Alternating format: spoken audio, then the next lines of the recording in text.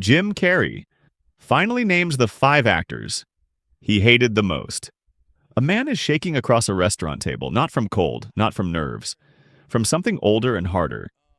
The specific trembling of someone who has rehearsed a confrontation so many times in private that the real thing has become surreal. He rises, he opens his arms, and then, in the middle of the embrace, he says it out loud. I hate you. I really don't like you. The man receiving those words doesn't leave. He pulls up a chair. That moment happened in 1995, somewhere in Los Angeles, the night before one of the most commercially successful superhero films of its era was to shoot its climactic sequence. Jim Carrey and Tommy Lee Jones were co-starring in Batman Forever, and by Carrey's own account, the blood drained from Jones's face the instant he saw him walk in. What followed was not a fight. It was something more unsettling, a declaration delivered with the trembling formality of a man who had been carrying it too long. I cannot sanction your buffoonery, Jones reportedly said. Carrey's response, by his own admission, was probably unwise. He sat down anyway. That exchange became the most quoted moment in a much larger story. A story not about one man's enemies, but about what happens when the most disruptive force in a room refuses to leave it. Jim Carrey spent nearly 2 decades at the top of Hollywood's commercial food chain, and in that time, at least 3 separate professional relationships collapsed under the weight of his presence. Not because he was cruel, not because he was calculating, but because of something far harder to argue against. He simply could not be contained, and some people found that unforgivable. The numbers first. Between 1994 and 1999, Carrey appeared in 6 films that collectively grossed over $1 billion. Batman Forever alone was built on a $100 million budget and returned $336 million at the global box office. He was, by any commercial metric, the dominant comedic presence in American cinema. He was also, by multiple accounts, nearly impossible to share a frame with. The question that emerges from the record is not whether the friction was real. The footage confirms it was. The question is what it means that the people who suffered most from it still cannot quite explain why. Tommy Lee Jones was an Oscar winner when he arrived on the set of Batman Forever. He had won for The Fugitive 2 years prior. He was, by every reasonable standard, the senior presence in that production. Director Joel Schumacher confirmed that Jones had an attitude on set, stating that Carrey was a gentleman while Jones felt threatened, and adding, with evident exhaustion, that he was tired of defending overpaid, overprivileged actors. What Schumacher identified was not a personality clash so much as a structural crisis. Jones was a scene stealer by reputation and by habit. On most sets, that instinct rewarded him. Against Carrey, it was simply impossible. As Schumacher noted, you cannot steal a scene from Jim Carrey, and that, he believed, irked Jones deeply. There is something worth sitting with there. A man does not shake across a dinner table because someone is annoying.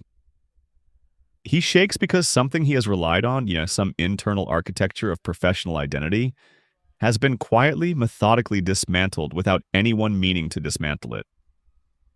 Jones never returned to work with Carrey again. The two have not shared a set in 30 years. The second collision was quieter, and in many ways more revealing. In 1998, Carrey began production on Man on the Moon, the biographical film about comedian Andy Kaufman, directed by Milos Forman. What Carrey did on that set is now documented, not through rumor but through behind-the-scenes footage that Universal Pictures held in a vault for nearly 2 decades. The studio kept the material locked away out of fear it would damage Carrey's image. That detail alone tells a story before a single frame is seen. Carrey refused to answer to his director Milos Forman or anyone else on set as Jim, and he frequently provoked the cast and crew, some of whom seemed less than enthusiastic about participating. This was not selective, it was total. He arrived as Kaufman, he remained as Kaufman. When Kaufman's alter ego, the boorish lounge singer Tony Clifton, was required, Carrey became that too, including, as one co-star noted, stuffing his clothing with Limburger cheese, something Kaufman had done in his own live performances of the character. The footage, when it was finally released in 2017 as the documentary Jim and Andy, The Great Beyond, showed something the press had only speculated about. Danny DeVito, through what one observer described as spiritually gritted teeth, insisted it was really great and exactly the way Andy was. Foreman, for his part, looked less intimidated than nobly exasperated, shouting at his most animated, "You have to give me a chance to make a movie." Foreman was 76 years old. He had directed One Flew Over the Cuckoo's Nest and Amadeus. He was not, by temperament or resume, a man accustomed to being refused. And yet, what the footage also captured, the thing that makes this story resist easy moral resolution, is that Carrey was not entirely wrong. The performance he delivered in Man on the Moon is considered among the finest of his career. He himself later admitted the immersion was unhealthy, saying it bled into subsequent projects. That Andy Kaufman had actually affected his performance in How the Grinch Stole Christmas. The cost was real and distributed across everyone on that set. Whether the result justified it remains genuinely contested. What is not contested is the physical toll it took on at least one person who was not Jim Carrey. Wrestler Jerry Lawler, who had maintained a real friendship with the actual Andy Kaufman behind their staged feud, found that Carrey treated him with relentless hostility, even when cameras were not rolling. The confrontation eventually turned physical, sending Carrey to a hospital with a hairline fracture in his neck. Lawler later pointed out the distinction, quietly and without malice. Kaufman had always been respectful in private. Their performances were collaborations. Carrey, by contrast, simply never stopped. There is a version of this story that casts Carrey as the villain. It is not difficult to construct. The set disruptions were real. The distress of colleagues was documented. The director of a film Carrey was being paid $20 million to star in had to beg him, on camera, to allow the production to function. These are not small things. But there is a more complicated version, and it is the one the record actually supports.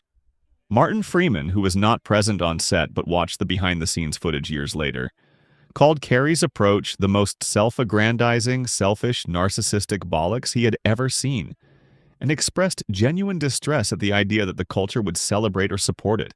Freeman's critique landed with real force. He is not a tabloid voice, and yet even his condemnation contains a concession buried inside it. He was responding to footage of a performance that had already been completed, already been praised, already been absorbed into the record. The work existed. The disruption had resolved into art. What remained was only the memory of the cost. Carrey, for his part, has never expressed animosity toward Jones. "He's a phenomenal actor," he said years after Batman Forever. "I still love him." That is either grace or performance. And with Carrey, those two things have never been entirely separate. In 2022, Carrey announced his retirement, citing a desire for a quieter life. Painting, spirituality, and the conviction that he had, as he put it, enough. It was the kind of statement that sounds simple until one considers the particular shape of his career. A man who had spent 3 decades being too much for the rooms he was in, stepping out of all of them at once. Less than 2 years later, he returned for Sonic the Hedgehog 3, joking to a London premiere audience that he needed the money. The joke landed. It always does with him. The actors who resisted Carrey, who found him threatening, exhausting, destabilizing, were not wrong about what he was. They were simply in the presence of something the industry rewards in retrospect and punishes in real time. Tommy Lee Jones built a career on commanding rooms. Jim Carrey built one on consuming them. The restaurant encounter in 1995 was not a confrontation between two difficult men. It was a confrontation between two incompatible definitions of what it means to matter on a set. One of them is still remembered for what he said at that table. The other one pulled up a chair. Sonnet 4.6 low.